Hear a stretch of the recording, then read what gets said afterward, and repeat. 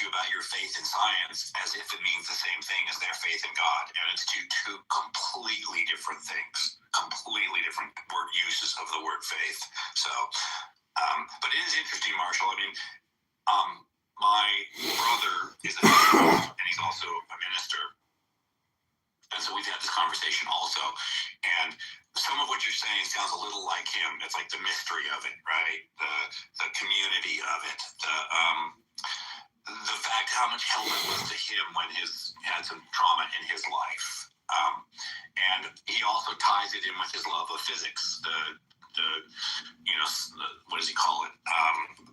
The balance of equations. When equations balance perfectly, and he thinks that's really sort of like, mystical. But it's definitely an interesting sort of approach. But I guess one thing I would ask is, when you were studying all this other stuff, did you ever study anything else? Like, did you ever study like a history of literature or a history of anything else where you have to apply those tools in a different way? So I was a history major. I majored in Middle Eastern history with a minor in counterterror and sociology. So I took several history courses: history of the Republic of Rome, history of ancient and modern China, history of Nazi Germany. I taught with a guy who lectured in Mississippi. So there is some curiosity about other. Yeah. I'm very curious. If you stick history in front of me, I will consume it. I really don't care what subject in history it actually is. I just like history. Have you ever read any of the mythicist stuff? I want to quickly chime in. Sure.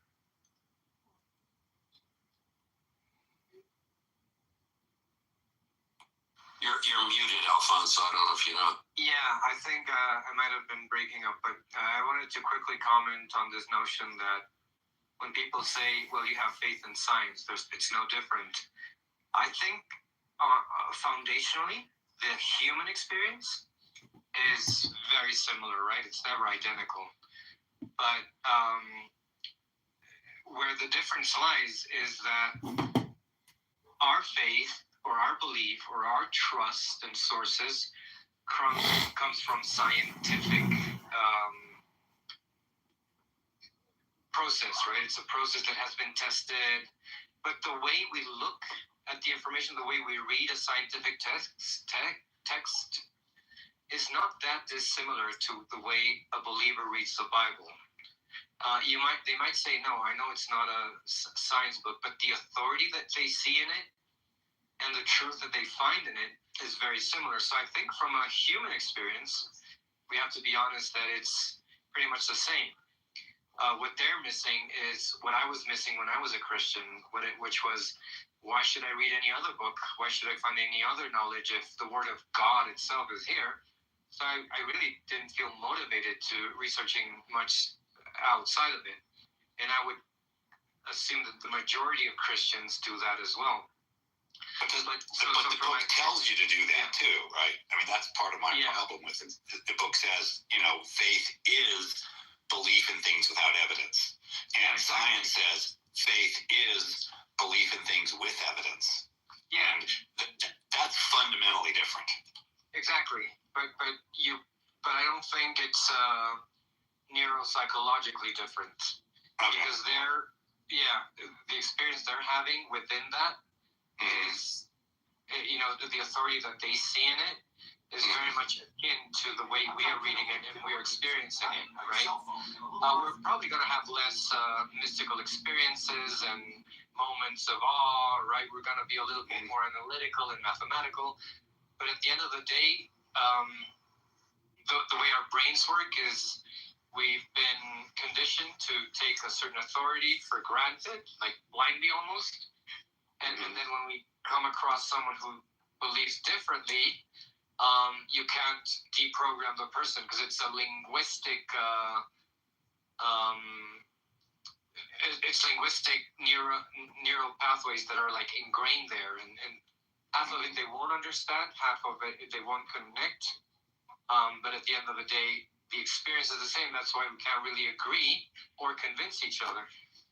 It's like, if I can, we account for people whose minds have been changed. So, like, there's lots of people in this room who are saying, I used to be this, and now I'm this. You know, so in my example, Frank, like, my brother and I, excuse me, I'm getting over a cold. My brother and I are very different, right? I'm very rational. I'm more logic driven than my brother is. My brother's much more emotional than I am. You know, it's interesting because the science and the religion thing, like science wants to explore and religion wants to obey, is how I started to see it once I hit college. And I think Alfonso is right, when he talks about, the brain. I think it was New York University did this study, and they hooked these people up who considered themselves to be religious, right? Meaning, like, not just I believe this, but I actually have religious experiences per se, right? So they hook these people up, they wire up their brains, and what they noticed is that this was a 2-year study they did. So people who claim to have religious experiences, the same parts of the brain lights up as people who claim to have ET or UFO experiences. And they were then able to, like, stimulate, like, these parts of the brain. And once they did the stimulation, people claim to have experiences. I think all of this shit is in the human brain. That's awesome. Yeah. I often say when I'm talking to people that, we have a very limited sensor package, right? Like, everybody on this stage has 2 eyes, they have a heart, they have lungs, nobody in this room can hear into the ultrasonic spectrum. Nobody here can see, infrared light. It's like our sensor package is so limited that I think that's why our stories are so similar. Like, I always use the example of, you look at a mountain, right? I live near the Alps, and I look up and see these huge mountains, and it's awe-inspiring. I'm going to push back on you, Alfonso. I think we have just as much awe. But I would say that, you look up at a mountain, and your first thought is, well, that would be an achievement, right? Climbing that mountain would be an achievement. And typically, if you have to, navigate in a mountainous area, it is an achievement. And that's a very human thing. And so when we start creating symbols for what our gods look like, we're going to use those same symbols. Mountains, pyramids, temples, all that kind of stuff, because of our limited sensor package. It's like we're all kind of seeing within a bell curve and experiencing the same things, and just radically different outcomes. Yeah, no, I agree that we all have, we have a sense of awe. I preach this as an atheist constantly, right? I'm like, how can consciousness emerge out of atoms and molecules and all this? How can the universe and the earth be so huge, and how can my brain entertain the beauty of temperature and sexual attraction and eating food and all these things? I do think that's a huge thing, and people think, well, because you're an atheist, you don't experience these things. Yeah. but I think one of the foundational differences is a Christian's life, and the more fanatical you are, the more it's about the awe, about the experience, the transcendence, the moment where you're connecting. So I reconnected with Hare Krishna movement here in Bolivia. I used to be a Hare Krishna monk as a child. And I reconnected, and I made a friend. I remember that about you, yeah. Yeah. And a good friend, I just made a really good friend who's one of these very hardcore Christians who's convinced it's the end of time, and Donald Trump is the chosen one to lead us into the apocalypse or something. And so Friday night there was a program in the Hare Krishna place. This lady was telling the story of Lord Chaitanya and Nityananda, which is a companion. Probably nobody knows what I'm talking about, but it's the appearance of it's a manifestation of Krishna, right? It's one of his it's like Christ, a little bit like when God came to earth. And the preaching was so similar, right? It was like, and so he knocked on everyone's doors and he asked them to chant Hare Krishna, and he was so forgiven because he, they cast a stone in his face, and then they broke it, and he forgave them, and then everybody realized he was the true God, and they kneeled and they apologized. So there's, all these narratives are so similar. So you see that they're focused on the idea, and at the end of the thing, I was added to the chat of the temple, and they're all like, "Oh, this was so enriching, so wonderful. I felt so nurtured, and it was such a transcendent, mystical experience."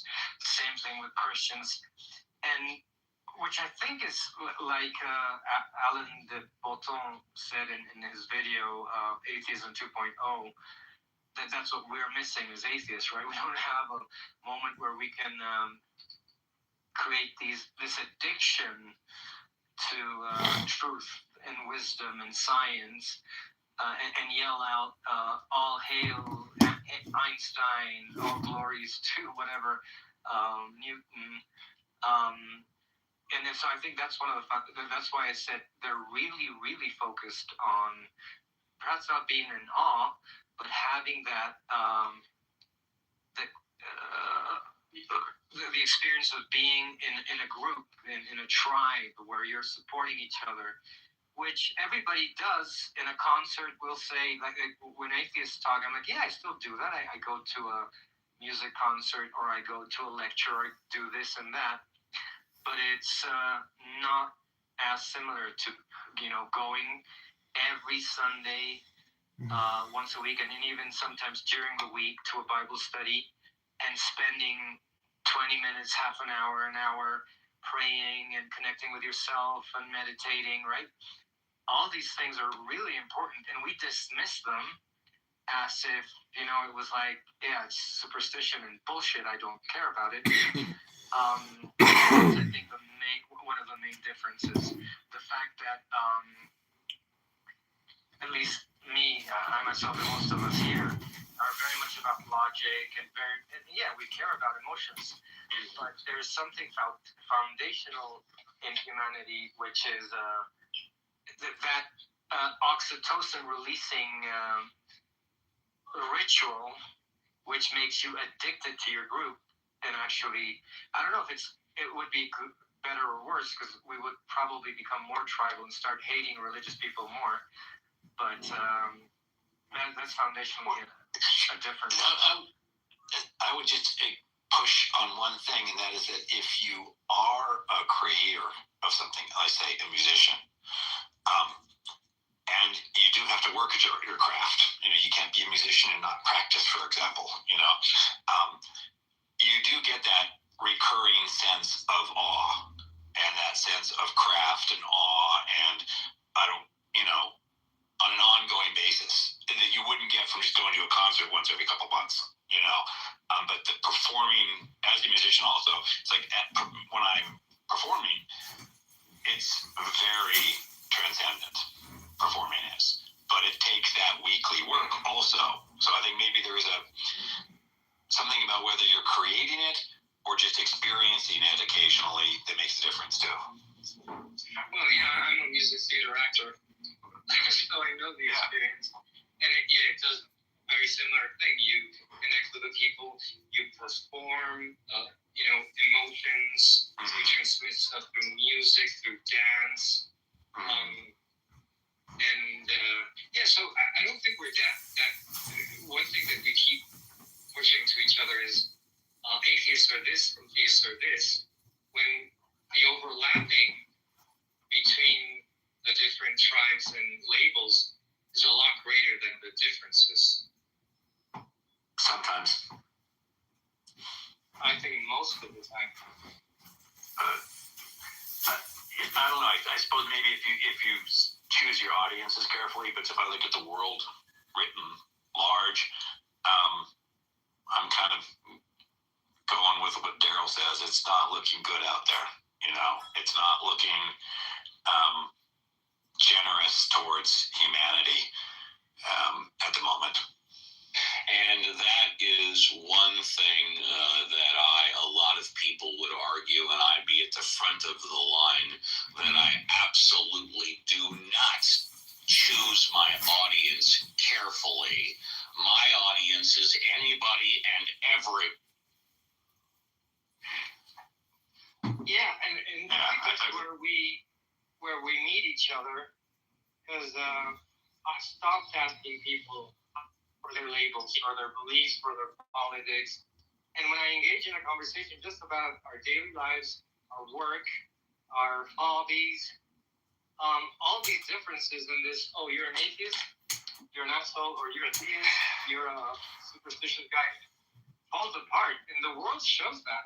You go into work, and you might have influence in person, and they're all in there doing the work, right? Things aren't popping out, and people aren't like, oh, I'm not gonna serve this. Well, you might find a few people who say, you know what, my beliefs don't allow me to serve this customer in such fashion, but they're the exception. Most ones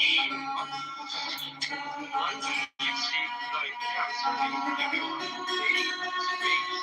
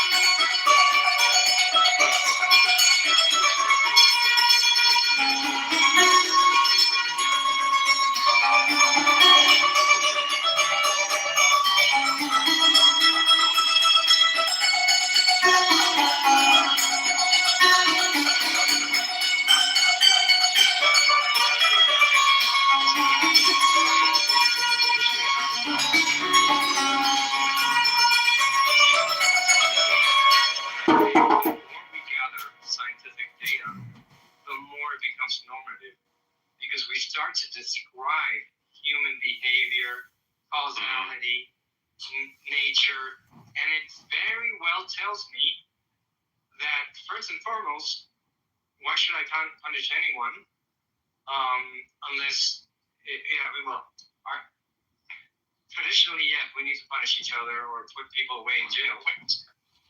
But the new paradigms are telling us it's all deterministic. A criminal became a criminal, used, or he was raised in a maladaptive environment, what have you. And so you lose all these normative claims that come from traditions of philosophy and politics and religion. And so, I call it, it's it's all scientism that's going to allow us to understand the world. And therefore, I don't think it's about, being pessimistic or being positive, optimistic. It's about looking at the way the world is functioning. And there's days that I'm very pessimistic, but that's due to my brain chemistry that day, or because I encountered someone who makes me feel that way. And the next day I'm optimistic. What I strive for is to see the empirical evidence and say this is the world, the way the world functions, and hopefully I'll take it back to work towards thriving as a human. Yeah, I always took science. I always took science as a way to explain things that had previously been thought of as magic, or that one put an article of faith in. That science explains how that works. Right, like I'm a survivor of an autoimmune disease called aplastic anemia. While I'm a Christian and I believe in God and I prayed and all that stuff, the thing that saved me was modern medicine. On the know-how and the scientific data behind that. So I think, for me, that's how I think of science. I'm not one of those Christians who goes, no, science, bad idea. In fact, I think there needs to be more funding for science, not less funding. Granted, I also think there should be more funding for history programs, but I'm biased there. Yeah, one of the things I say about science and religion is, you could start making a list of religious claims that were overturned by science, and it's a very long list. And you could make a list of things that your religion is overturned about science, and there's nothing on the list. And that's an interesting fact, right? I've never heard of falsification. Some Muslims think they're protest, but that's a different question. But the question then becomes, why is that? What does that tell you? What does that teach you? And it teaches you that if what you're pursuing is concordance with reality, that science is going to match up better. Science is a better way to get there. That's just the way I see it. Maybe that's an atheist. This is the approach I take, right? I kind of welcome philosophy and religion and everything into the science of they're incredibly imprecise. I'm going to bring you back up for a moment.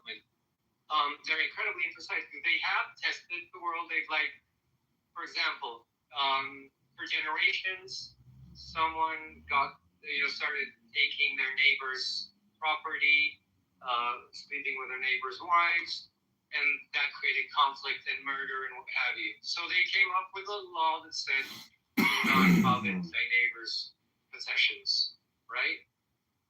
And then they said, do not worship another god before me. Well, what does that entail? Do not, fraternize with other tribes. Don't believe in the bullshit they believe in, right? So I think the main difference is science brings us precision, right? It's no longer philosophy and religion telling us how the world works. They're falling aside to traditions and rituals, and science is taking preponderance, whether we want it or not. It's taking absolute preponderance in our lives, and these other practices, they're trying to incorporate science to find scientific or pseudoscientific arguments, but again, the baseline experience is very similar, and that's where the big difference lies. That it is, let's say, a pseudo-scientific experience, what all humans are going through, because it works. Things work even when they're lies, right? If you're in a church, you'll be like, yeah, I prayed so I felt the Spirit of God. It's not true that the presence of God was there, but it's a collective thing that keeps them together, and according to them, it has an outcome that they come together, whatever it is, right? But why does it never stand up to let's just take what you said, prayer. We know that prayer fails empirically 100% of the time, and in any sort of true study of it, I'm not talking about an individual anecdotal thing, but any true study of prayer has demonstrated that it has, zero outcome impact. And that's interesting to me, that something that is that easily disputed and debunked still maintains so much power. I think the explanation is, go ahead. I don't know. It's that talking about sort of just meditating, right? We sort of have explanations for that sort of, group experience. I did Quaker meeting for years, just because I love the silence, and all that stuff. But I'm talking about actual intercessionary prayer. It's the experiments they did where they prayed for Dawkins talks about that in his book, The God Delusion. Yeah. How they pray for this group, and then they have a control group where they don't pray for the group, and in one, so two groups are prayed for, one isn't. One of the groups that are prayed for is told they're being prayed for, and the other one isn't told. And yeah, like you said, there's no evidence of anything happening, except that the people who knew they were being prayed for apparently did worse. Yeah. The assumption is that the idea that you're told that you're being prayed for is because you're probably in bad shape. You get scared. Or you might just, maybe keep smoking cigarettes because you're being prayed for or something, Yeah, but it's not, again, it's not logic, or at least the foundations, the axioms on which logic are predicated, that rule over whether something is believed to be true. Yeah. So the way prayer works, I think empirically, is people get this sort of certainty. Un poquito más. Is it going to be popcorn, Alfonso? Oh, yeah. I'll give you the mic in a second. So I think what actually happens that works when we pray is that especially when it's out loud, people are saying things that buenísimo, like people want to hear. You're self-conscious, and you're saying things that you subconsciously want others to hear, or what you're aspiring to. So it has a social function, right?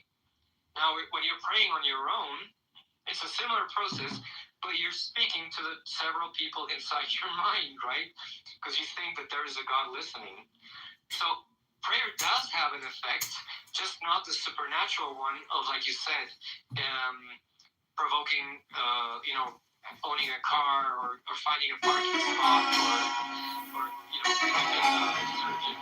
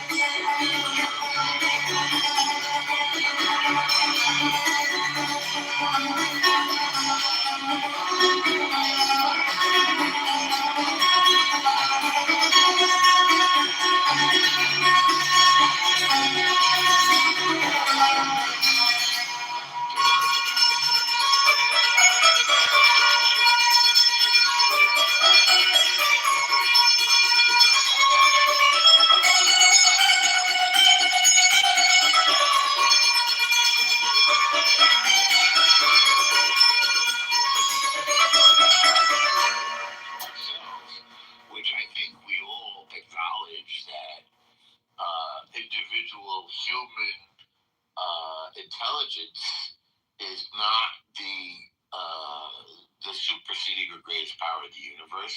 There are levels, even if we go to Bertrand Russell's theory of logical types, there are intelligences and layers of community,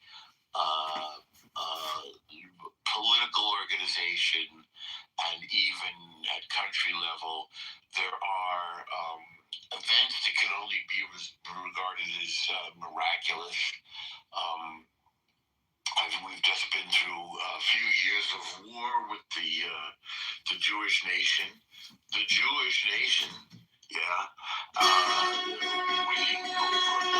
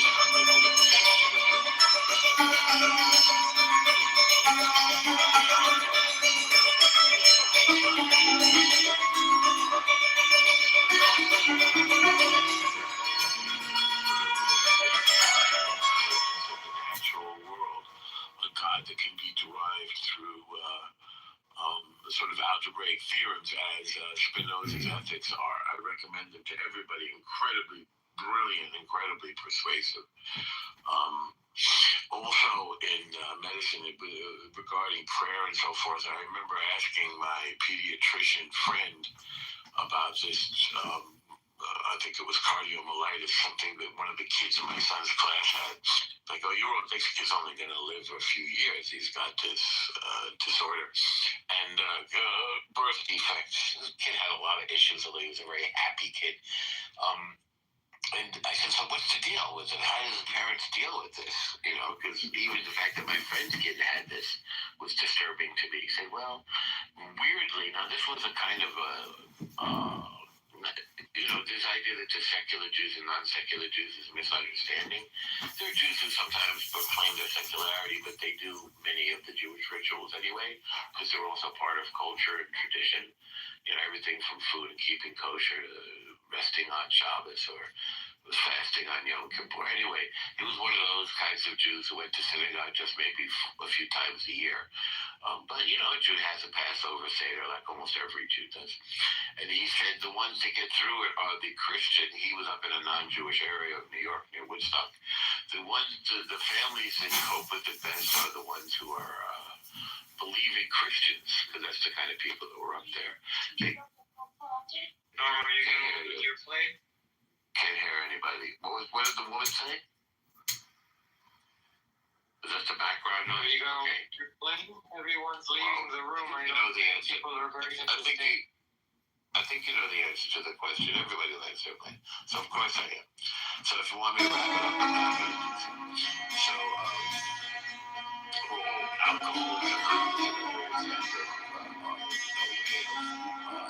putting something to defy science, the idea of something that it's quite safe. It's interesting distinction. I don't know why atheism has to us. I'm sure it's no God. It's definitely not God and science are two not the pragmatic and the practical.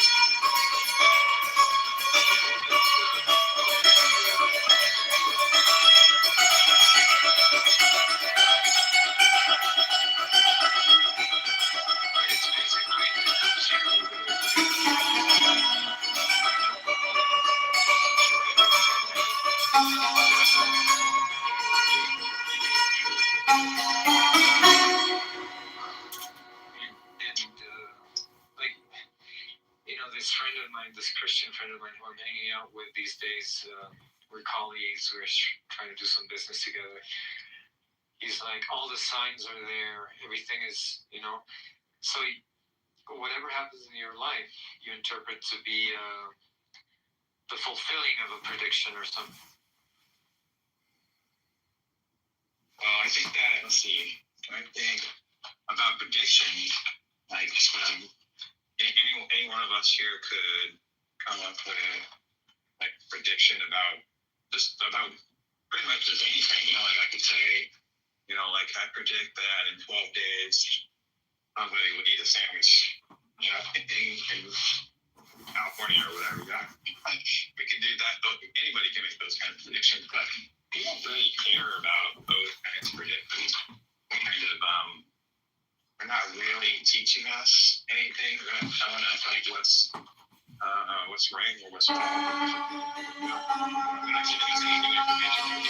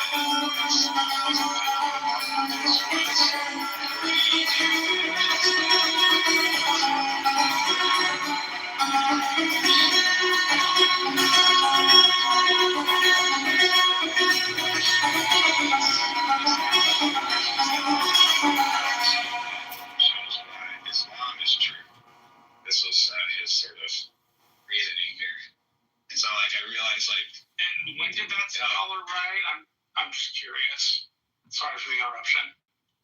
Well, he didn't actually give me, the source he gave me was the Quran.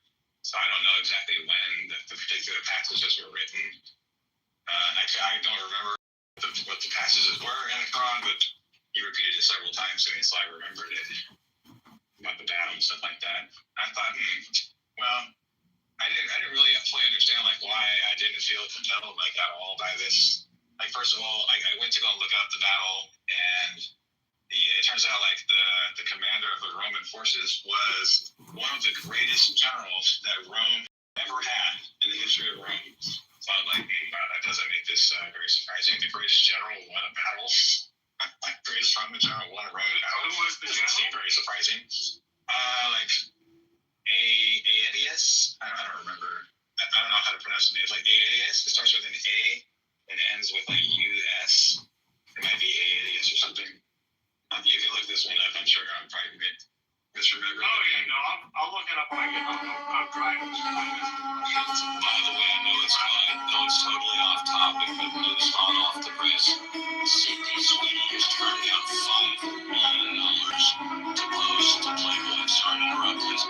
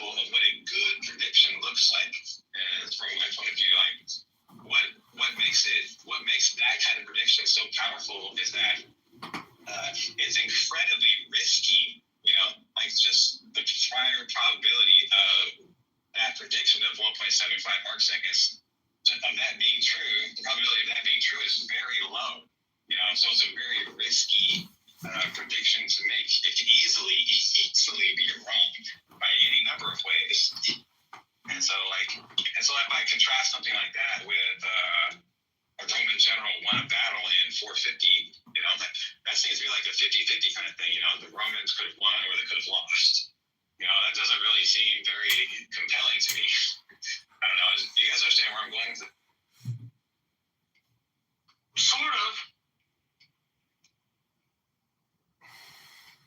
I just like to talk about history. I enjoy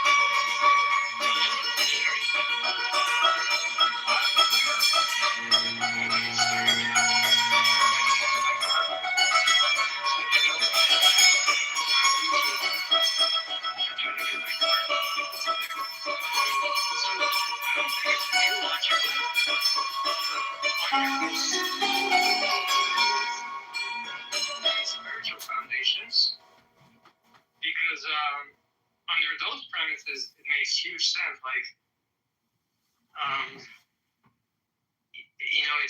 it's all about reinforcing love and understanding with each other and connection and self-transcendence, right? So within the linguistic experience of a human,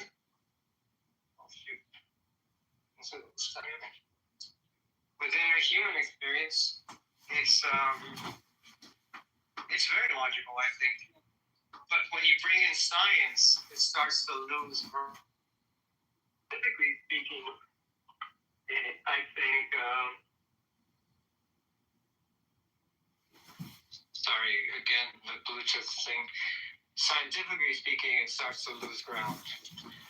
But because of the axioms and the foundations of what have become our understanding of what it means to be spiritual, what it means to connect with others, to strive for something better, and given the assumption that we're a soul and not a body, right?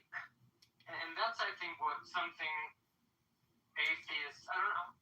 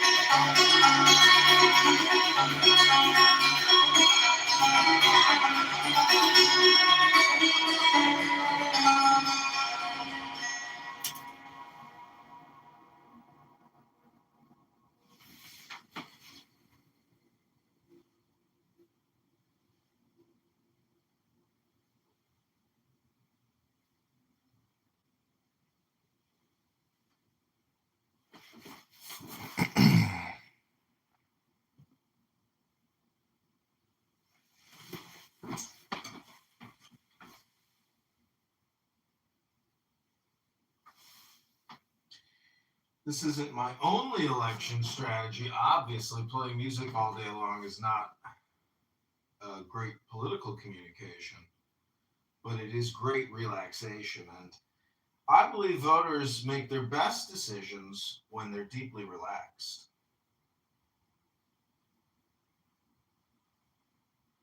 You can go to Sora or YouTube if you want to check out John Kitover's relaxation videos for voters of the 16th district.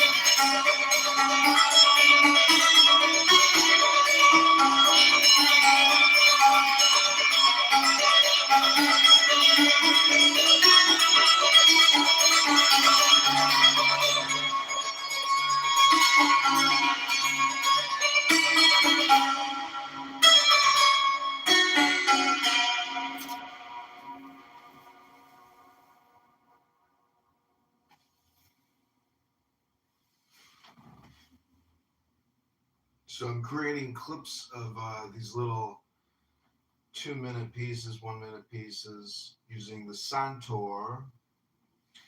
I believe this Santor came out of Esfahan, near Tehran, in the Iran. This comes from the personal collection of the Ali Khamenei. I hope you enjoy these mystical little pieces played by your favorite performer and candidate Congressman, John Kitover.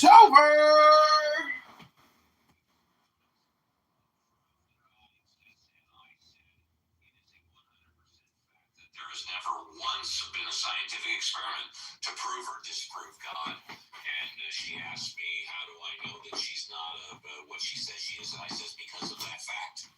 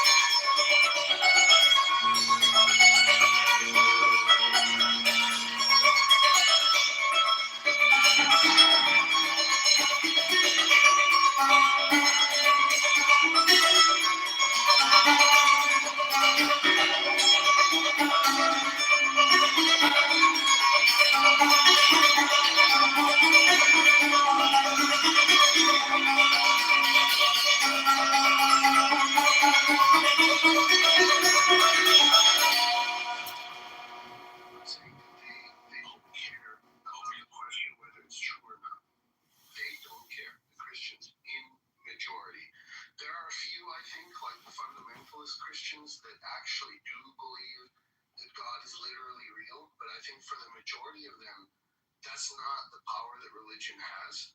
I think that it being not real is part of why it's powerful, because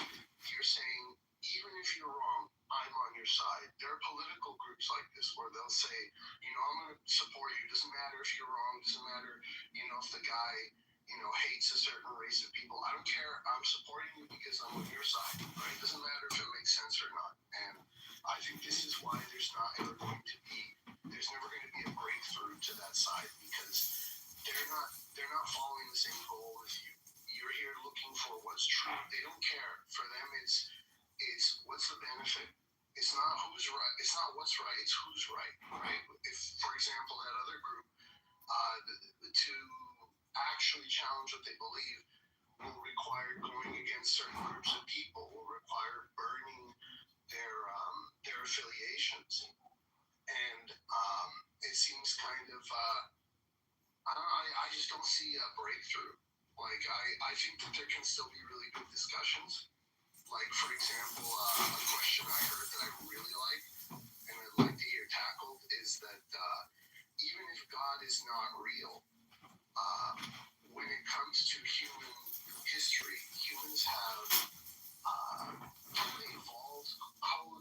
co-evolved with religions. Like, religions have been, not all the time, obviously, but for a long time, we've had religions in our societies that keep order.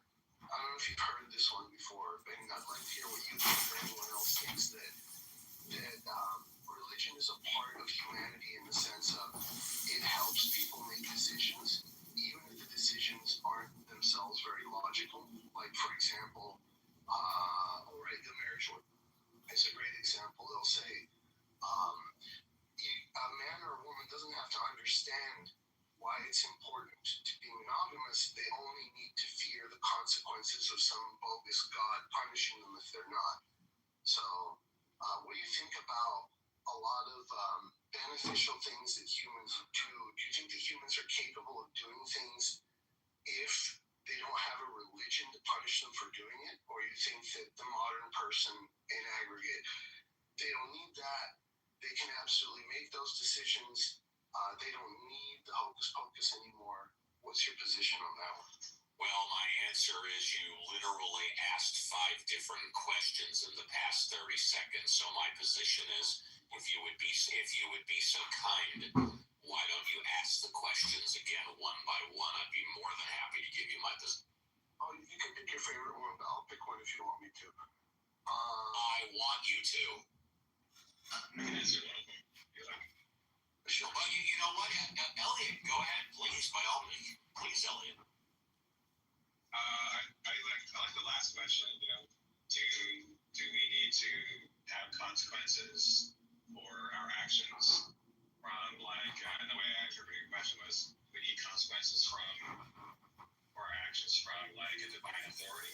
That's the way I interpreted the question. And it turns out, like, clearly the answer is no, because that was probably one of the primary things you get from what came out of the Enlightenment and all the Enlightenment thinkers is that reason trusts divine authority. That we can reason to how we should govern ourselves. We can reason to what we should do, what's right and what's wrong, what's moral, what's immoral. And we can reason to these things, and that human reason is more important or better suited perhaps than divine authority. Battery is at 100%. Something like that. So I don't know if that answers that thing.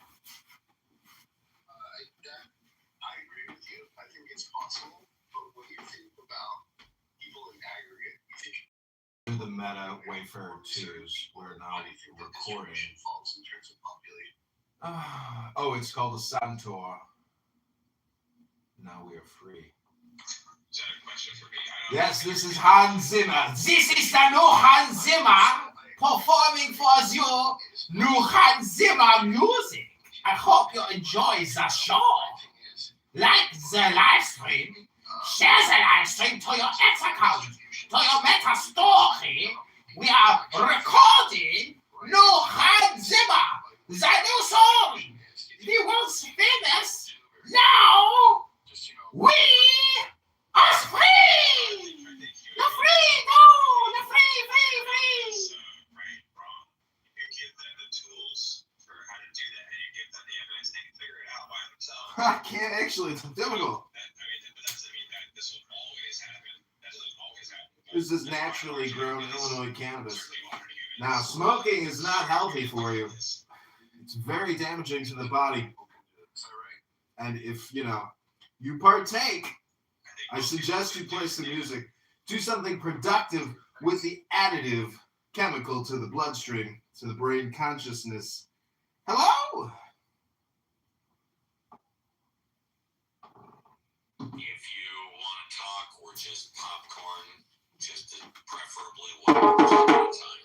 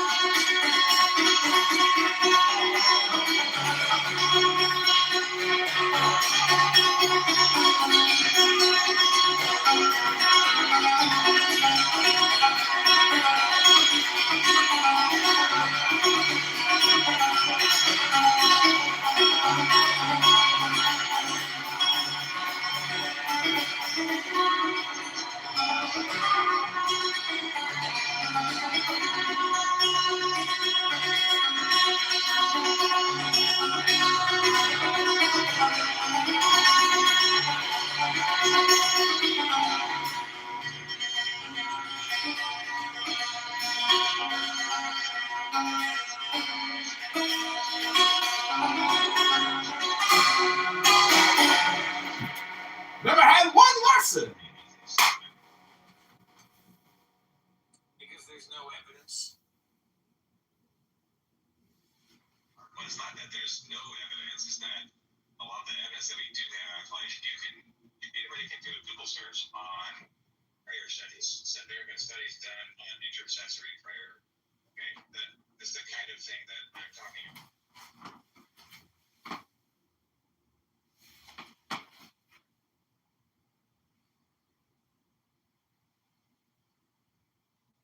I have never heard the term intercessory prayer, and I can't look it up right now, but I don't know what that. To intercede. I thought all prayer was to intercede. No. It's to intercede in behalf of, to ask for something so that it is provided to us by the person. Like, Not yourself. Not yourself. yeah. Uncle Steve loves to make assumptions. Gotcha. And you know what they say about guys that like to make assumptions, right? So basically, asking for a miracle blessing for someone to get.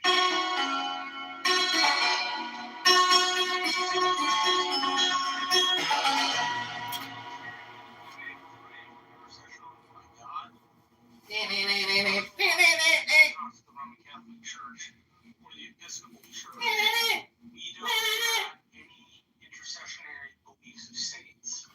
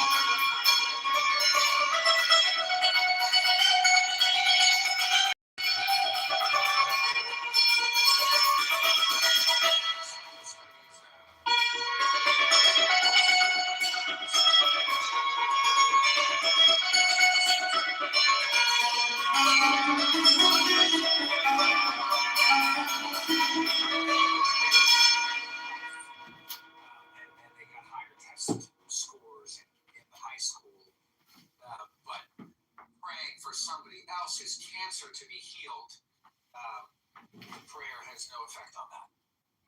Right, and because when we measure such things, we also have to measure It is the tattoo, yes. placebo effect. You know, and that's the Behold the shining light of Hashem, shining bright upon his people outside of Shemayim. effect. Because, you know, one group is not getting the thing, they're getting the placebo, right? And so we know that a pill, a sugar pill, is more effective at curing what ails you, statistically speaking, than no pill at all. And that a gel cap is more effective than a sugar pill. And an injection of saline solution is more effective still than a gel cap, right? And then there's this even weirder thing that we have to defeat. There's the nocebo effect, in which people who are given what has otherwise been demonstrated to be legitimate medicine are told that it doesn't work. And as a result of having told them that, its efficacy goes down, right?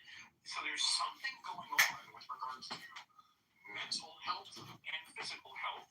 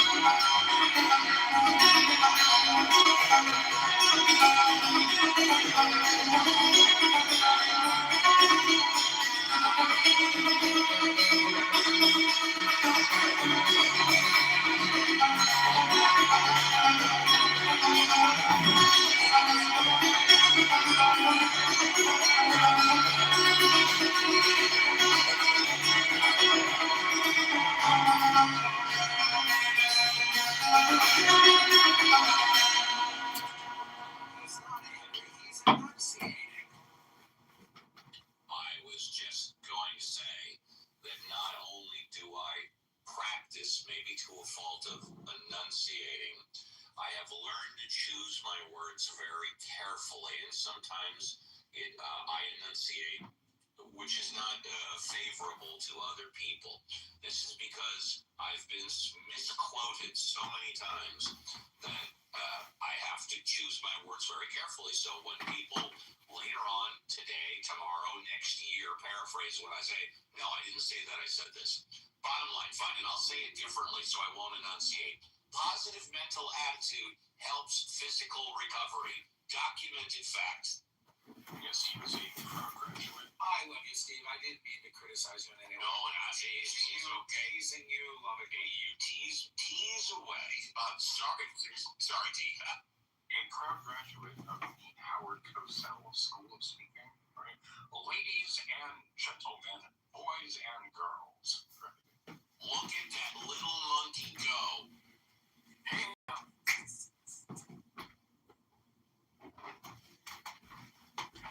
didn't have to go there. For those of you that didn't know, what got Howard Cosell canceled back before we even knew what canceled was. Yeah.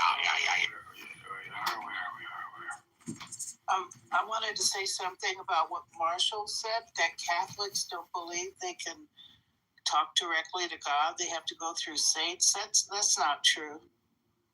That's not true. Our Father is a prayer directly to God. That wasn't the claim. Yeah, I thought he said he was a Protestant.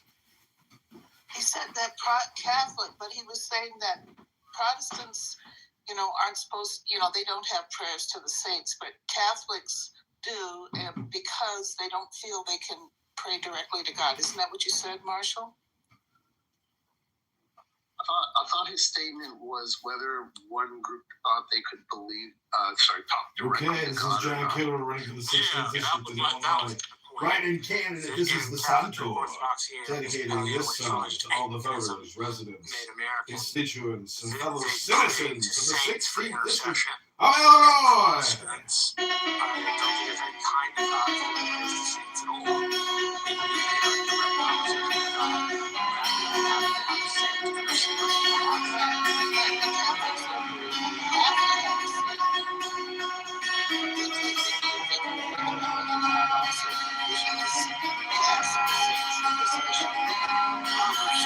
so special.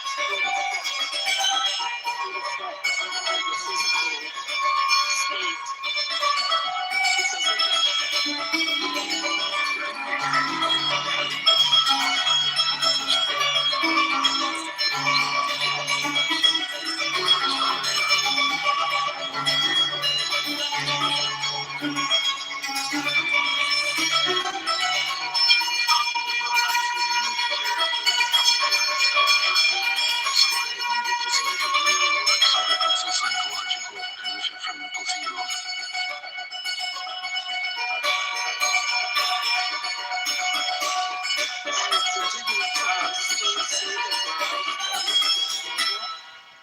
There are studies that show that prayer is beneficial to physical outcomes. Yes, but it stops short of saying that God exists. Yes, that's correct.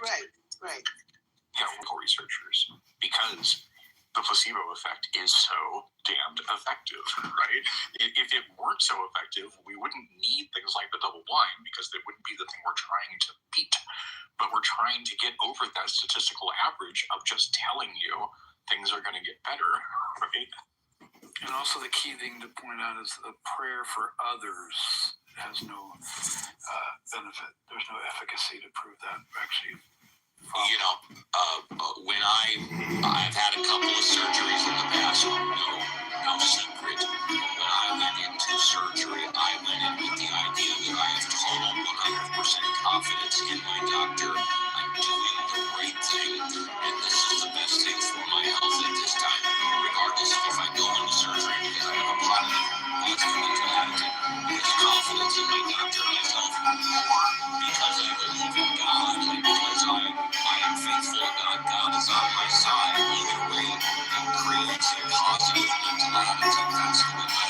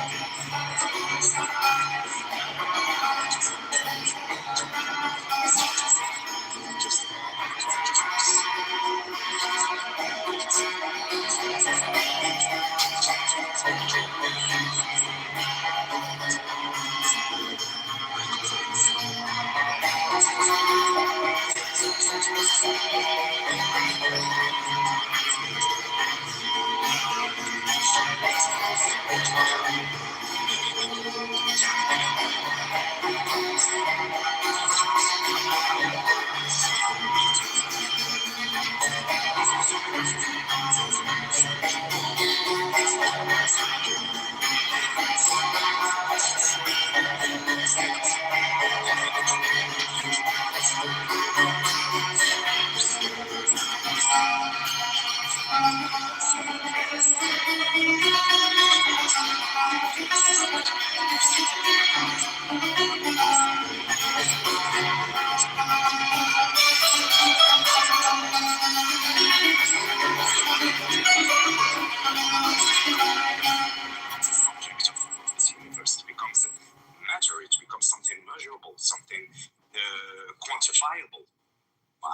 imagine a creator of the universe that can be quantifiable and measurable. At least it has to be something outside time-space, and we can't even say outside time-space. That's how limited we are.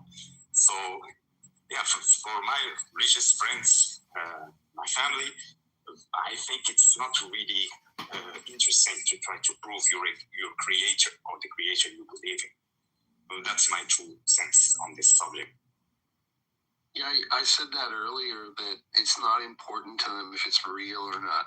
It's about pledging allegiance to the group and what they believe, and there's other benefits, and they don't really care about if it's real or not.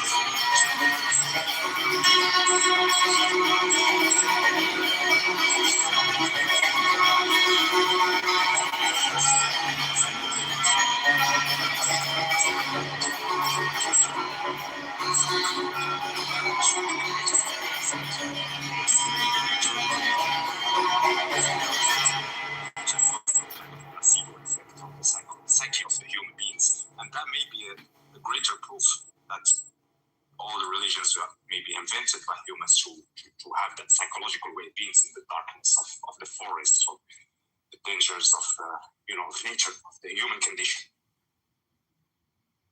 The entire prayer fiasco, at least the Judeo-Christian, well, not just the Christian and Catholic religions, don't really make sense internally, since I remember learning that the God has a divine plan. So if he's got a plan, then what's the point of praying if you think if your prayer is going to change the plan? Like, at that point, you may as well just go with what the plan is instead of keep trying to ruin things in your favor. I have said that many times before also. Good job.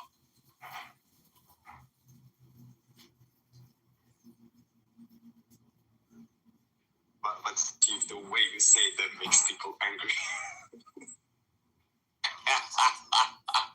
I'll have to change up the way I speak. I think it's the volume. I think that's why the guy with the PTR of the trash bag said he thought you were angry, because the volume is high. I'm naturally amplified. What can I say? I don't agree, but that's my guess. I think it's just because you're loud, they think that you're mad. It's perfectly okay. I believe, and I have a lot of objective evidence for this. I'm the most imitated person on Clubhouse.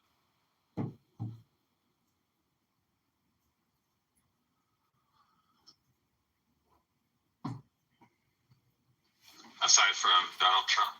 Oh, you mean other people who haven't? I'm for the people on Clubhouse, I'm the most imitated person on Clubhouse. Yeah, Donald Trump's not on Clubhouse. His statement still holds.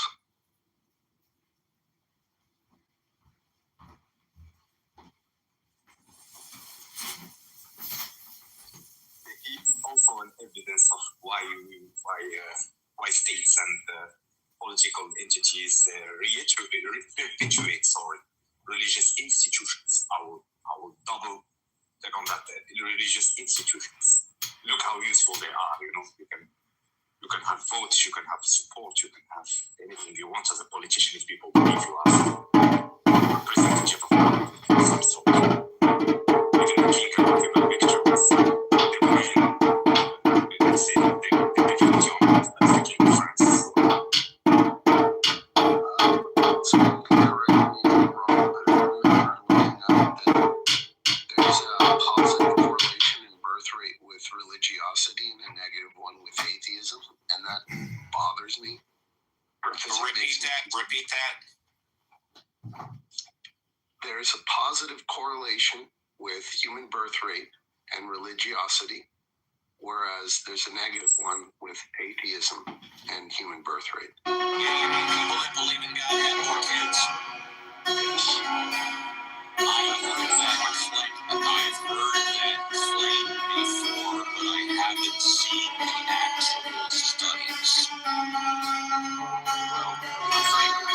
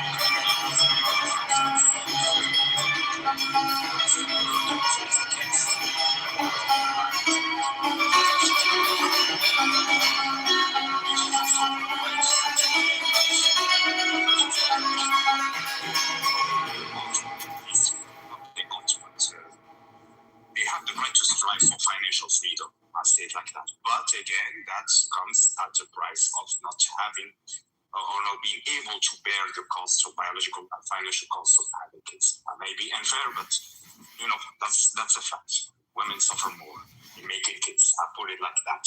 So yeah, maybe we won't go extinct. I don't think so. But our numbers will dwindle, and I don't think that's necessarily a bad thing that we become fewer. But then again, I don't know. They have way less kids and way less young people than that they should have. Living in one of the most religious states in the United States with a church on almost every corner, if not two, I found that most people, when it comes to the birth control thing, the religious ones will hide it, and their church will make sure to hide it, and they're just full of shit. And they go to other countries to do it, or they go to special clinics to do it. And oh yeah, that's me. I'm death. Abort as well if their state doesn't. Exactly. And they love to trump this beautiful, like vision of how perfect they are, but they're so full of shit. And the higher up you go, the more full of shit they generally are. Drop them up. And also, don't forget that in some Asian countries, they practice selective abortions. In other words, they take a sample of the amniotic fluid. They find out if the baby is a he or a she, or with the ultrasound. Selective abortion.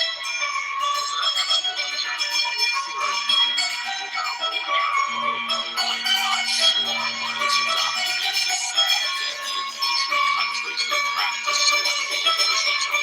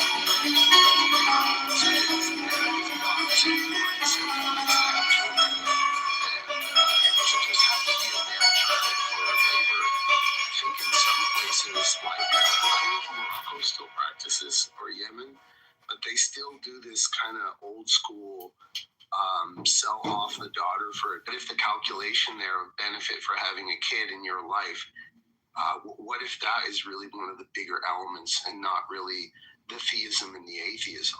What if it's more to do with the financial liability versus asset? I remember reading about some kind of economic paper or news media. This was a long time ago. And it explains how there are several things that contribute to the economy of the United States that aren't there aren't really any statistics for. There aren't you can't go and you can look at the CPI and find like something like the amount of unpaid labor that mothers contribute to the economy by engaging in child rearing. You know, like that's the single largest thing that contributes to the economy that isn't covered or explained by economics is mothers engaging in child rearing, or just child rearing, period. And you know, most child rearing in the United States is performed primarily by a mother. Oh, you're right. It's unpaid. So essentially, it's invisible to the economy. Man, what a blind spot. As a woman, you're expected to not only be fully corporate, fully like take care of the home fully, and take care of any children fully, and that is just bullshit. Bullshit. Nobody should be expected to do so much, and sometimes for multiple families, and with hardly any funding to do so. It's not that you're expected to, you have to with the price of real estate, etc. We chose it. It was a choice at first. Now it's mandatory. We sort of worked our way into it. You know, the price of things rises to the ability to pay for them.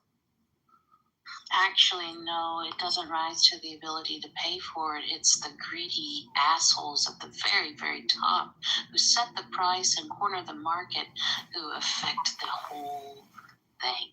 Yeah, and if the market is cornered, yeah. Yeah, when they corner the market and they're all owned by the same people, well, you're going to have corruption and all kinds of terrible shit. Yeah, Yeah, we haven't used the Sherman Antitrust Act in a very long time. The Sherman Antitrust Act is the thing that helps break up monopolies. I don't think we've used it since at least the 60s or 70s, if not longer. It was passed, I believe, in 1936. You're right. I think Google is the juicy cake to slice up, no? Even if you break up the monopolies, what they do is just give them away to family members to make it look like it's broken up, but really it's all the same thing. It's just diced up into small bits. Then you highlighted a shortcoming in the Sherman Antitrust Act, and it should be amended to account for that. At least I think so. I think the law should be used vigorously. Say again? Sorry?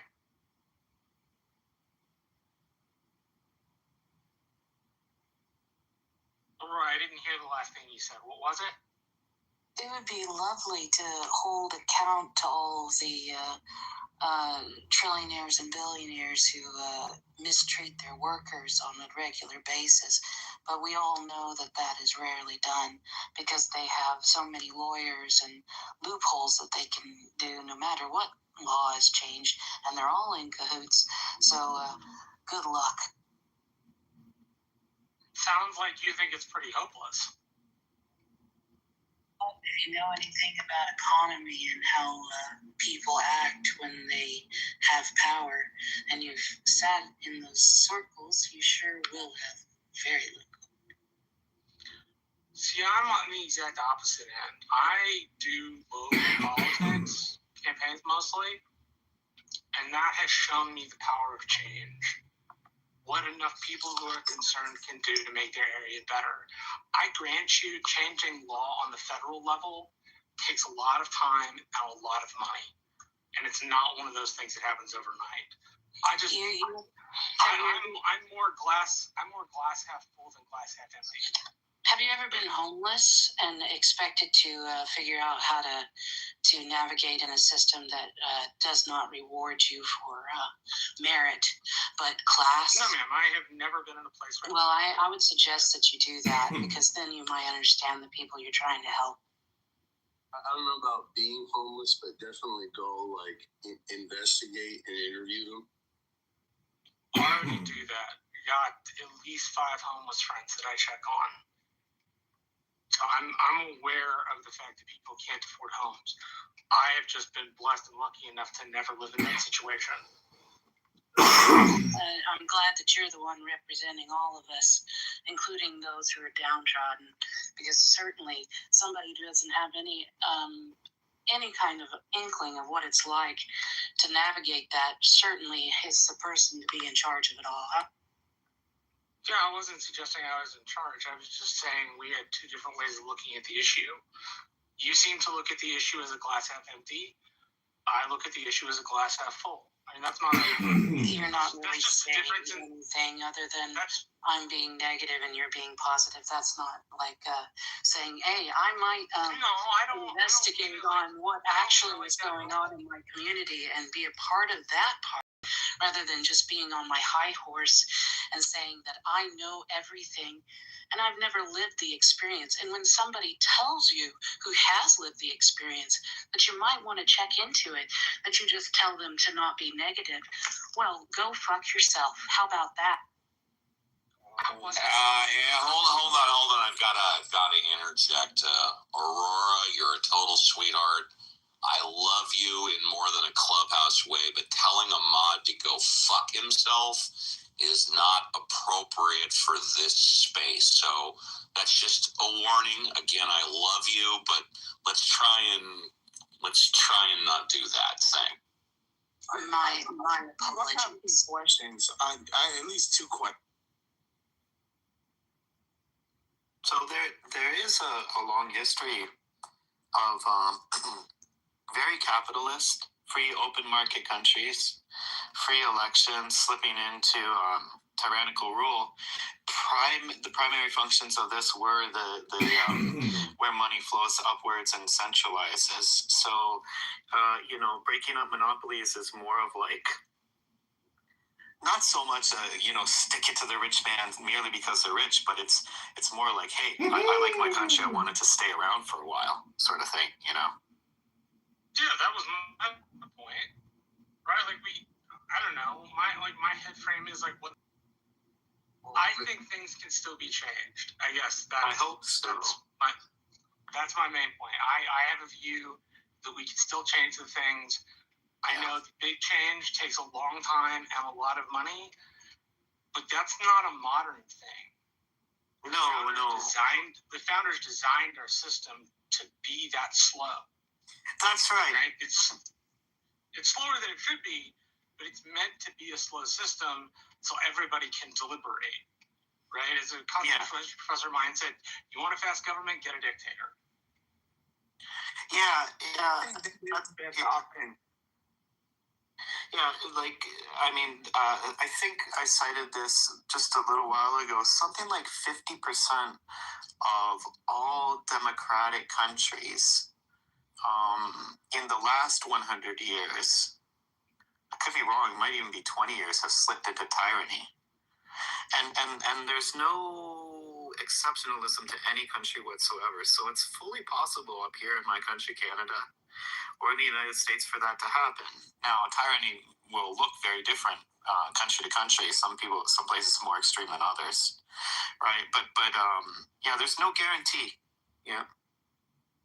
I have a process, but getting rid of lobbying, ever since I heard that companies and corporations can do lobbying, I found a kind of circular, almost recursive loophole where the power of decisions can just keep cycling between a few small groups, and they can just run away with what's beneficial to them, not really giving a rat's behind about what happens to everybody else. And I understand why Aurora was really mad, because there are a lot of people that get left out of the loop, like George Carlin said, it's a big club and you're just not in it.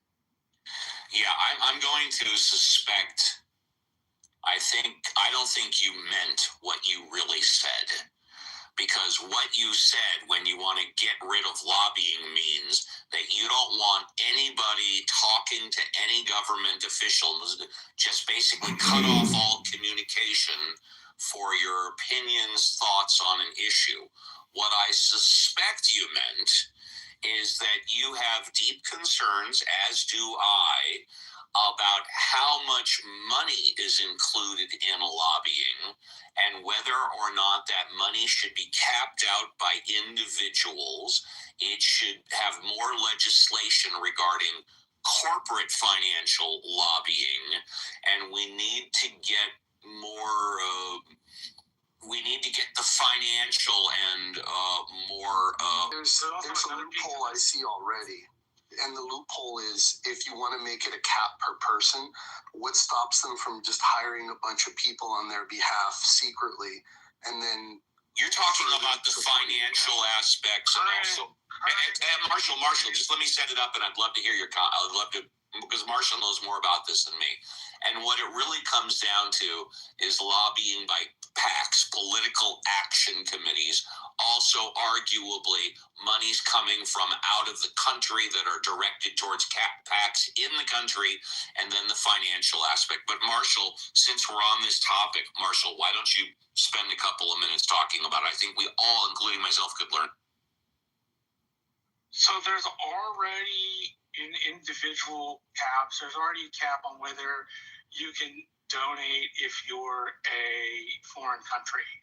I believe there's a piece of code just in front of me that says that elections are not allowed to accept out of country money. Now the PACs, which were created after the expiring of McCain-Feingold, or the repeal of McCain-Feingold, I should say, in the mid-2000s. And political action committees can keep their donors list private, which means they could possibly receive out-of-country money. I think getting rid of PACs is a really good idea, or requiring the PACs to list their donors. One of the things I think is very pernicious about PACs, the campaign and the PAC are supposed to have no discussion or coordination per the law. But there's this thing in campaign politics called smoke signals with a PAC. If you have somebody in your campaign, you take the person in your campaign, you then send them to the other campaign to work on that, and they report back. Or work on the super PAC, and they report back where they make decisions that are in the campaign's favor. Right? So that's an area where lobbying has gone awry. The other thing is lobbying is protected by the First Amendment. It is a redress of grievances before government. Right? In order to change lobbying in its current state, you would need to amend the First Amendment in order to do that. In order to deal with the financial piece of this, we simply need stricter financial laws on who can donate and where. And again, I think super PACs are a great example of campaign finance going awry. Thank you, Marshall. Right? Thank you, Marshall.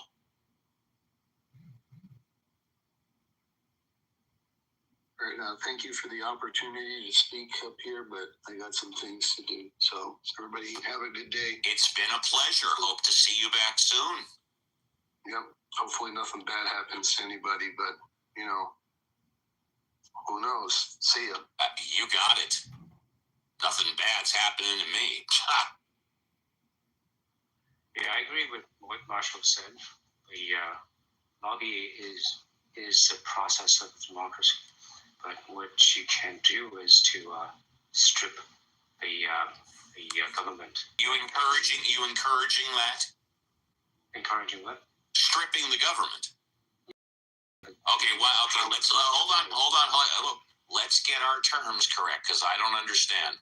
Please tell me what you mean by stripping the government. Well, stripping the power off of the government. Okay, fair enough. What do you mean? What do you mean by stripping the power from the government? Yeah. So let's say their power to interfere in the economy, say setting the industrial policies and all that, say interfere in how the economy should be run.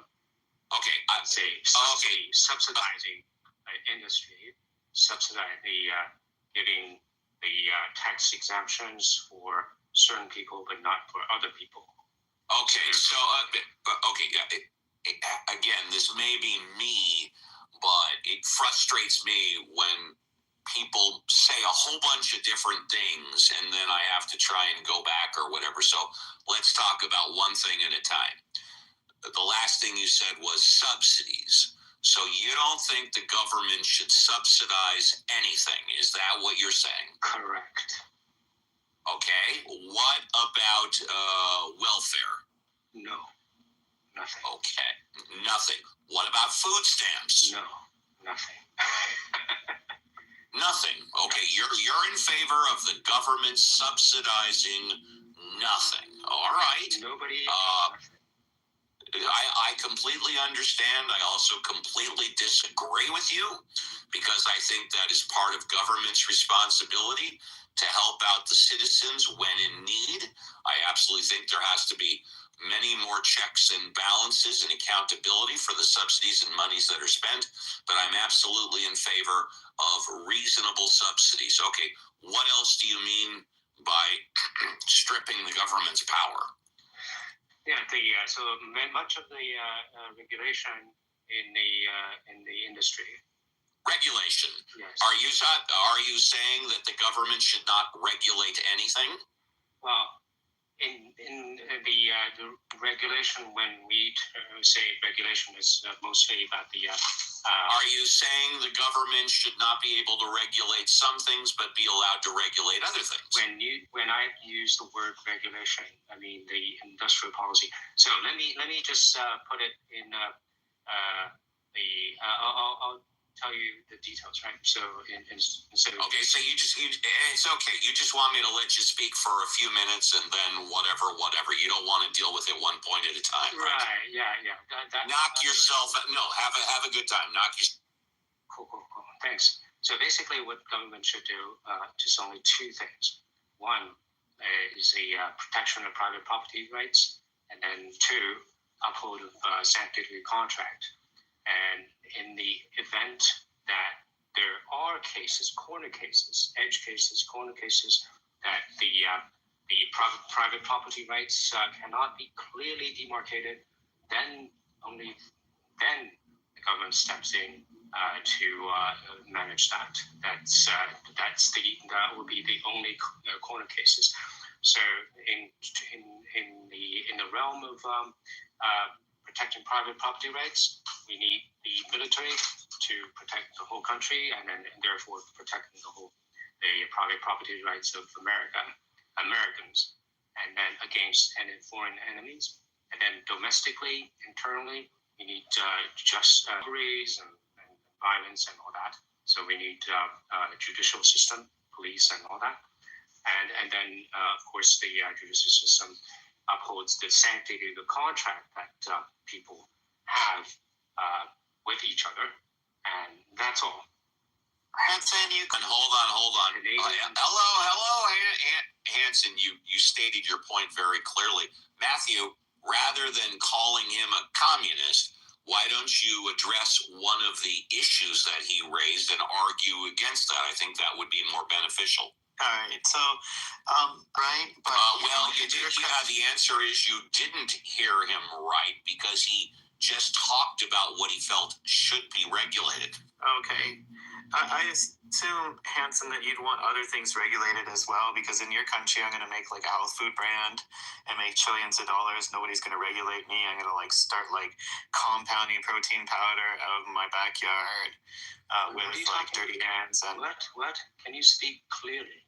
What are you saying? I think he was speaking clearly. For example, although he didn't say it, if I may, he didn't say it, but the FDA, the Food and Drug Administration, regulating food, regulating drugs, that was not included in the list that you talked about regulating. So basically, you're against us, the government regulating food and drugs, correct? Correct. Yeah, exactly. Wow. Well, awesome. Go ahead, Matthew. I was trying to help you out. Go. Yeah, I just want to see if Uncle Steve or anybody else wants to move to Hanson's country.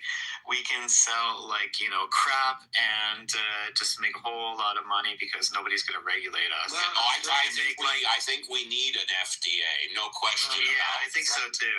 No, because that's a non-super. Just because you make something doesn't mean that you'll make tons of money. You can lose money. It's just because you set up. What the hell does that have to do with the FDA? I want to know. Hello, Hanson. I want to know that when I go into a market and I buy a product, I don't have to worry about whether or not there's going to be poison in it. That's crazy, Steve. I want to know that when I go to a gas station and fill my gas tank up with gas, it's not going to explode as I, okay? Hands in that country. I also, and most importantly, I want to know that when my kids and grandchildren, and more importantly me, are walking down the sidewalk, that someone's not going to come in with an AK-47 and shoot up the whole fucking place. No gun regulations. Okay, so yeah, you're mixing up all things. I'm not mixing up anything, Yes. so sir, hold on, Hanson. Explain. Hanson, yeah, I will in a moment. Hanson, you communist? Yeah, go on. No name calling. We don't know. Matthew. Guys, and this is why I don't want the name calling. The name calling will not be permitted. You guys will go to the fucking goo. I kid you not. No name calling. Address the issues. Forget about the name. Now let's just review, and then Hanson, I'll give you a chance to explain. I specifically asked you if you were against all regulation. You said no. I said, fine. Tell me what you're okay with regulation. You wrapped off a couple of things, and everything that I just mentioned is not what you listed that you were in favor of regulating. So now you can go ahead, move your goalposts, and you can amend what you said. Go ahead. Yeah, everything you said was wrong, right? Including the goalposts. I never removed any goalpost. And so what you said about the putting up an AK-47 and shooting up everybody, that's already included in the protecting private property rights. You have police and judicial systems to prevent exactly that. Okay, so your allegation was wrong. And then as for the prior allegation that poison in the food and all that, the regulation doesn't prevent that. The information prevents that. And when you have food poison in the food or whatever, doesn't have to be intentional or just by happenstance. Then the information, the dissemination of information. When you have a non-regulated market, the information is king. Information is what people will need, and that would be transmitted with most efficiency in the market. And then whether you have any poison in your food, and because of you have the incentive to disseminate, people will buy the information about the quality food or what have you, that will be provided most efficiently in the market. But on the other hand, if you rely on government, the information, every product has two sides. One is you may have some they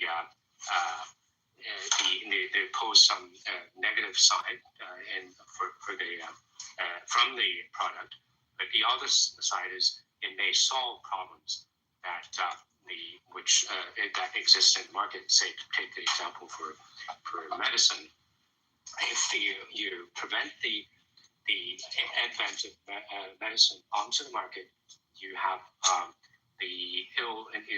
illness, sickness that would have been cured had the drug coming onto the market. But there's also, of course, you have the negative side of the drug. Could be side effects or even the adverse effects they should be discovered. But the thing is, the food FDA in its because it's a bureaucratic agency, it has incentive to prevent the food. I have to interrupt you. I'm sorry. All government is bureaucratic. Yes. So they are incentivized because when you have a bias in incentivity,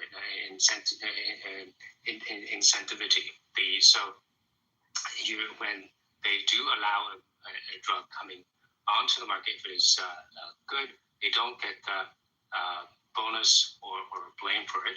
But if there is any side effect, even if it benefits one group of people, but not the other, but they'll get blamed for the side effect that harms. All right, I think we to delay I think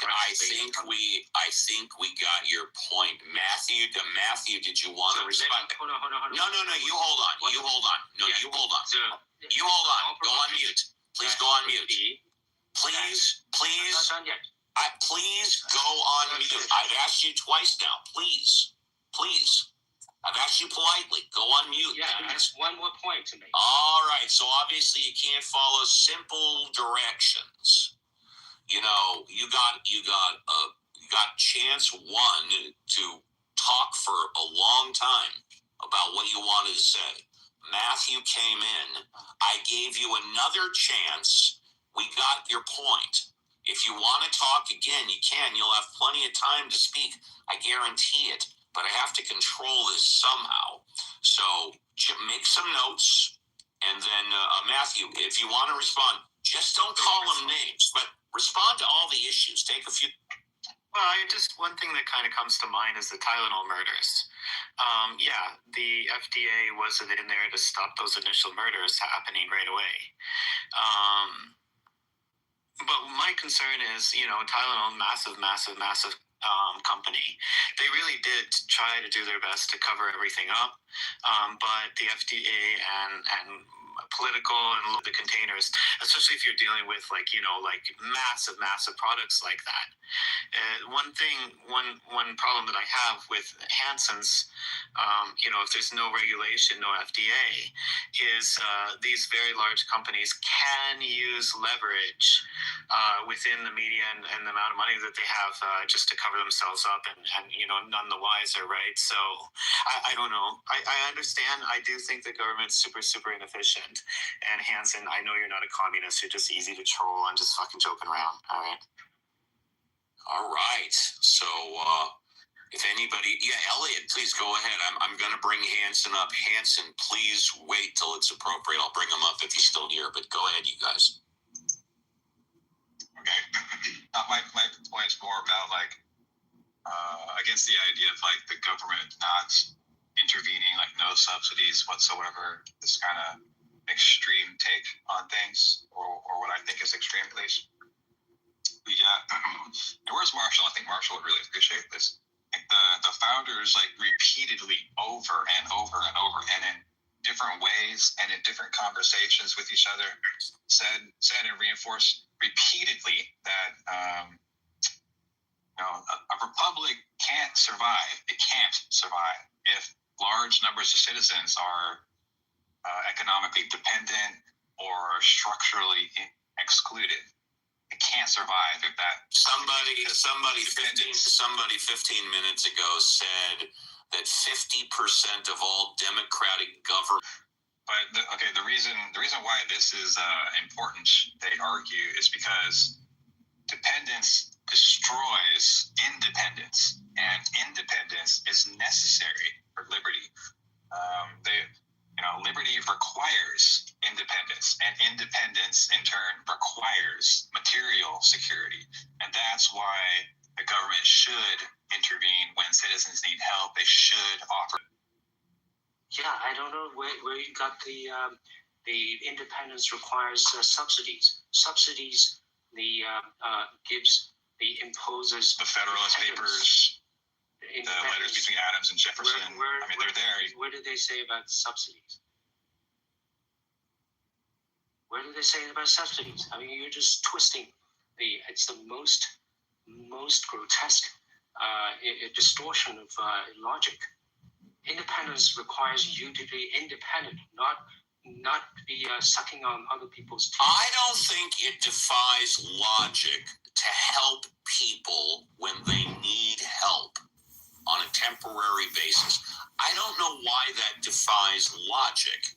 I know that in my wheelhouse, when people are injured, when people are disabled, that if you don't help them, that their injury and their disability can linger and last longer and get worse. And then what inevitably happens is they get used to a lifestyle of not working, where it becomes more difficult for them to be productive later.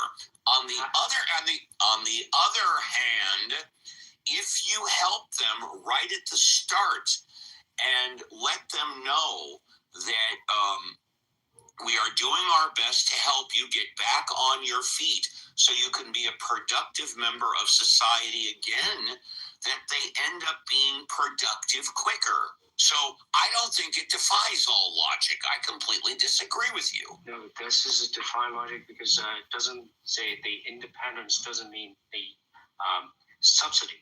Okay, so the and relying the kind of the just completely relying on other people.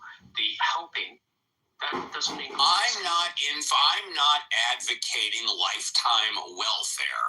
I'm talking about temporary assistance. You don't need temporary. Well, yes. Well, look. Can I? No. You can't, because when I speak, you listen. It's that simple. It's my fucking room. I'll run it the way I want. If you don't like it, leave quietly. Great, fantastic. Good, fantastic. You don't like it, leave quietly. That's what the button is there for. When I talk, you listen. It's that simple. Okay, so, you know what? I blew my cool. My point was made. I don't need to restate. Yeah, so and it doesn't exclude help. Okay, the free market capitalism is the best system to help, but it's just you need to in exchange for help, you help others and voluntarily. That's the point. You don't force people to help. You voluntarily help other people. That's the point. Well, yeah, sure, but I mean, like you are arguing against the founders of the country right now. Like you're contradicting what they're saying. They're saying what I explained earlier was that independence requires material security.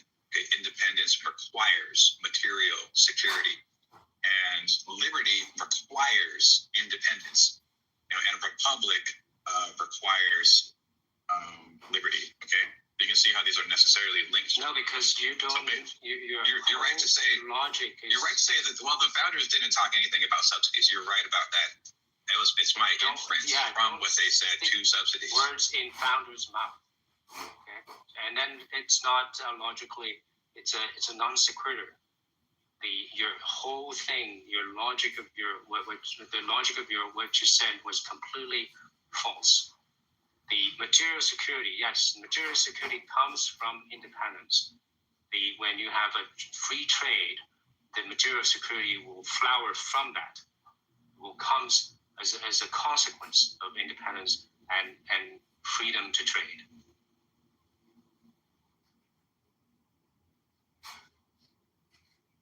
That's what founders talking about. Do you identify as a libertarian, Hanson? Yes.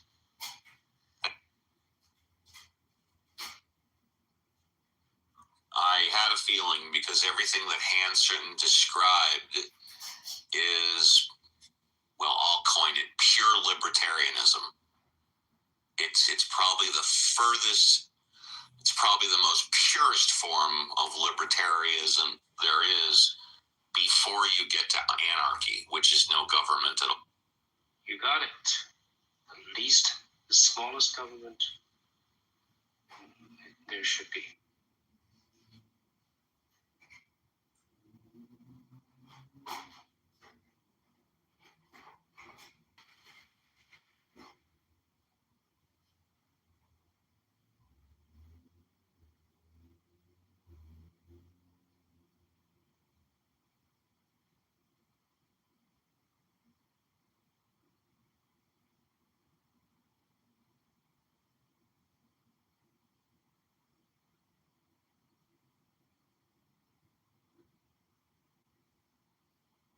He's IRL. No, I'm here. I'm in the middle of doing stuff. What's up? I'm listening. Did you hear me blow my cool? Yeah, I heard that. Yeah, that was good. I've calmed down since then. It doesn't take me that long. Oh, man. If you're in the audience and want to come up, it's a popcorn-style room. Just one speaker at a time. Be respectful. Argue the issues. Don't call people names. I got enough names called at me last.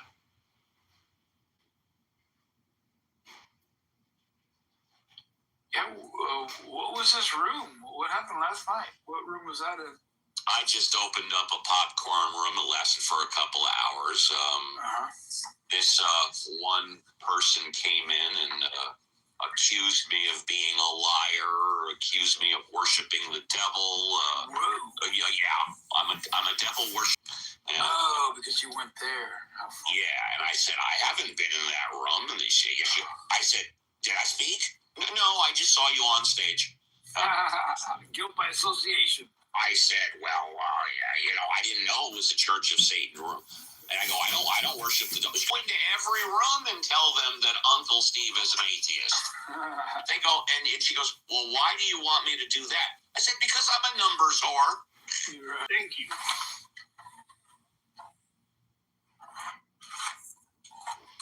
What do you mean the devil is a lie, Hochi? The devil is a lie. The devil is deception. Alive or a lie? A lie. Oh, a lie. Deception. So when people lie, they're speaking the devil? Is that what you're saying? They're doing the devil's work. Doing the devil's work? Do you have to do the devil's work to lie? Are you doing the devil's work right now? No.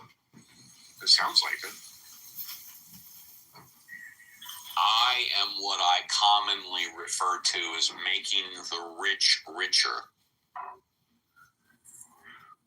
Does the devil need to exist for people to lie, Hochi?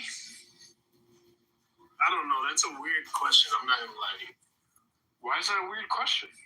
If you say people who lie are doing the devil's work, that sounds like you're entailing the devil exists, right? Yeah, the devil exists. So, does the devil need to exist for people to lie? Right? Look, guys, y'all can talk about anything y'all want. Please don't talk about Donald Trump that way. Okay, logical question. Which way should we talk about him? Y'all should. First of all, Donald Trump doesn't lie. Oh my God! He stretches the truth, and he exaggerates. But before we go any further, did you and I have this discussion before or no? I don't think so. Okay, then no. Let me get this one thing out, and then I'll shut up. Donald Trump repeated multiple times that he was going to cut prescription drugs by 1,500%. Now, either he doesn't know fifth grade math or is completely lying. Because if you cut something 100%, we don't have to go very far to find a fucking whopper from Trump too.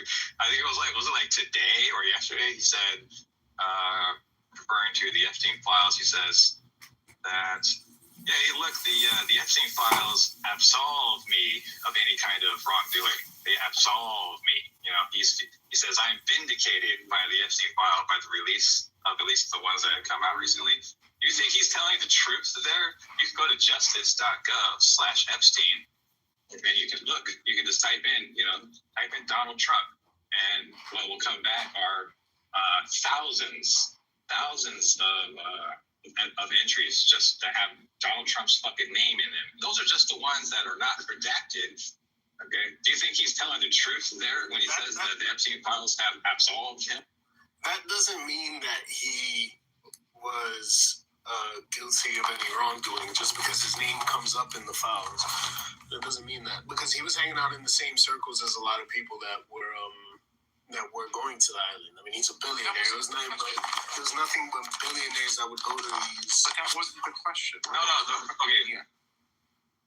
Yeah, like his claim is that if the files absolve him, not that he didn't commit any wrongdoing, it's that the files specifically absolve him. Do you think that is what the files show?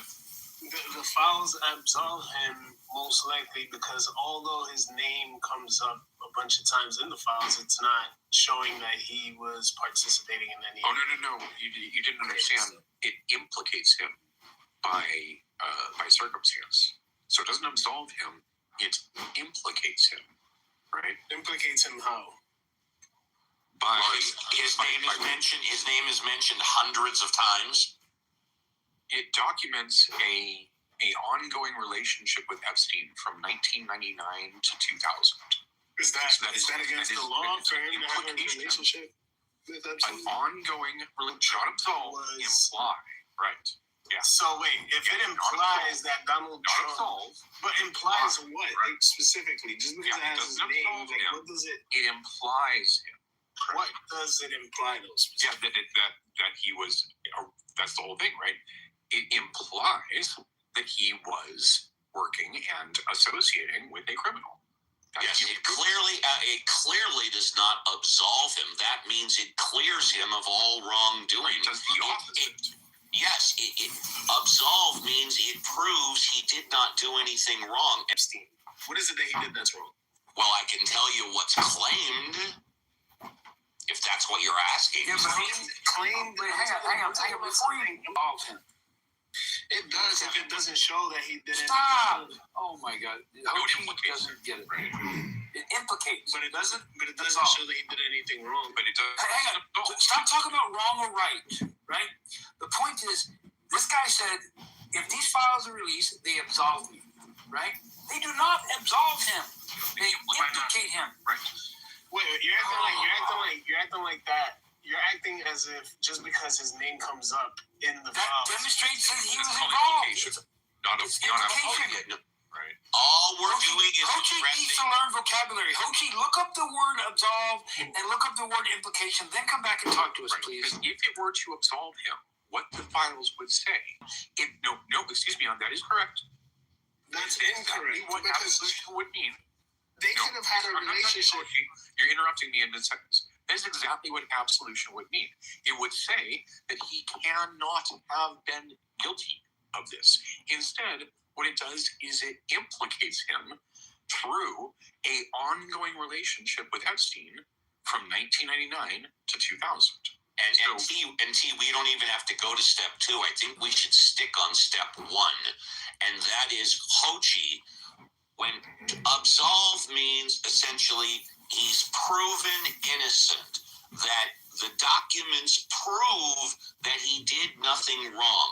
The documents simply saying that the statement that they will absolve him is not true. It's a lie because they do not prove that he did nothing wrong. Do you understand that? I understand, but the only way. Okay, so hold on. So since you understand that, do you agree with us, yes or no, that the documents do not absolve him? Do you agree? No. And the reason Okay, why, well then you don't understand. I'm giving it my best shot, T. Go The ahead. reason why. Okay, so The reason why. Wait, can I talk? Can I talk, please? Can I just? No, You guys you just didn't understand what I said. Wow. Just because I disagree doesn't mean I don't No, you understand didn't what you understand said. what I said. Oh, You this is don't understand, Hochi. You contradict Okay, yourself. let's try this another way. What does it mean when I say I'm absolved of a crime? What does that mean? That there's no implications that you did it. Right. That there's no implications that I did it. And then what do the Epstein files do with Trump? Do they implicate him with Epstein regarding an ongoing relationship between 1999 and 2000? Is it illegal to have a relationship with somebody? I'm confused. It's not about If it's legal. No, Hochi, It does matter. No, Hochi. what I asked. It's whether or not he was involved with Epstein or not. The files demonstrate. Hang on. The files demonstrate he was involved. Do you agree or disagree? Involved with what? Epstein. Good golly. Epstein. Guys, I don't think he's gonna get it. You can keep trying, but I don't think he's I'm gonna gonna call him a fucking name. He's an idiot. Purple doesn't help our cause, but I I understand. don't care. I know you don't. He's not going to get it.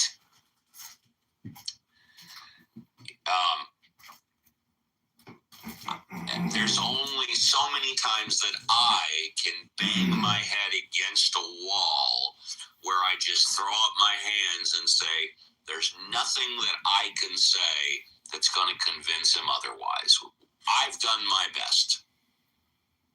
Here, let me be more explicit about my claim, OG, that the files don't, rather than absolve Trump, they implicate him, as T and James and others have said. Okay, I'm going to read one excerpt. I'm going to read just one excerpt from these newly released files, and you tell me whether they absolve Trump or implicate Trump. Okay, I'm quoting now here.